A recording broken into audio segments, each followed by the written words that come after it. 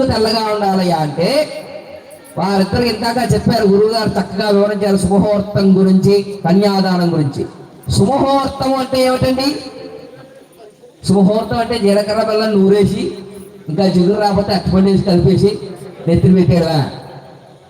Hair style తిరిగిపోదు, ఇలా ముక్కట మా ముఖానికి ఆరదు. జీలకర్రలో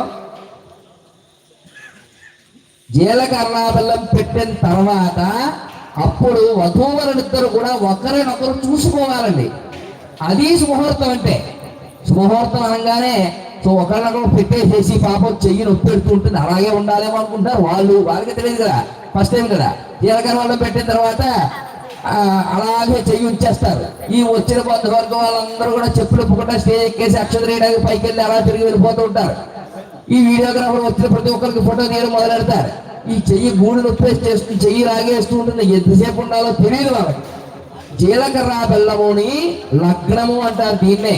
శుభముహూర్తం అని ఒకటి నిర్ణయించాక ఆ శుభముహూర్త సమయంలో వధూవరులిద్దరూ కూడా వాళ్ళ మనస్సులో వైకల్యం చెందకుండా వచ్చినటువంటి వాళ్ళు షారూక్ ఖానో లేదంటే హీరోలో చిరంజీవిలో ఎవరో వస్తే అమ్మాయి వాళ్ళని చూడకుండా, అబ్బాయి అయితే లక్ష్మీగా మందారలో ఎవరైనా అమ్మాయి ఎవరైనా అందంగా ఉంటే పెళ్లి కూతురు కంటే అటు చూడకుండా దిక్కులు చూడక రావయ్య అని ఇద్దరూ కూడా ఒకరినొకరు చూసుకోవాలి. అంటే నవరంధ్రాలు ఉన్నాయి కాబట్టి నవరంధ్రాల్లో ఉండేటటువంటి ఆయుష్ పట్టు పైన బ్రహ్మరంధ్రం ఉంటుంది కాబట్టి ఈ బ్రహ్మరంధ్రం పైన విడదీయరాని పదార్థాన్ని జీలకర్ర బెల్లము అంటారు. దాన్ని జీలకర్ర బెల్లము కొంచెం నెయ్యి అన్ని కూడా కలుపుతారు, పసుపు బొట్టు కూడా పెడతారు. దాన్ని ఈ యొక్క ఏదైతే బ్రహ్మరంధ్రం పైన పెట్టారో షట్ చక్రాలు అంటారు. ఈ చక్రాలన్నీ కూడా నాడీకృత వ్యవస్థ అంతా కూడా ఏకీకృతం అయిపోయి స్తంభించిపోతారట.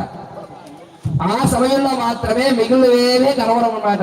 కెమెరాలో చూడండి, మధ్యలో ఒక స్పాట్ మీద మిగిలినంతా బ్లర్ చేస్తారు కదా, అలాగే వచ్చి బంధువర్గం వాళ్ళు ఎవరో కనబడరు. పెంచిన తల్లిదండ్రులు కాదు, వీడియోగ్రాఫర్ కాదు, పంతులు గారు కాదు, చుట్టాలు కాదు, ఫ్రెండ్స్ కాదు, ఎవ్వరూ కనబడరు. కేవలం ఎదురుగుండా ఉండేటటువంటి అబ్బాయికి అమ్మాయి, అమ్మాయికి అబ్బాయి ఒకరినొకరు జీలకర్ర పెట్టిన బెల్లం పెట్టిన తర్వాత చూసుకోవాలట. అందుకే అఘోర చక్షురపతి భేది శివాపతి సుమనా సుమర్చా అన్నారు. అది శుభ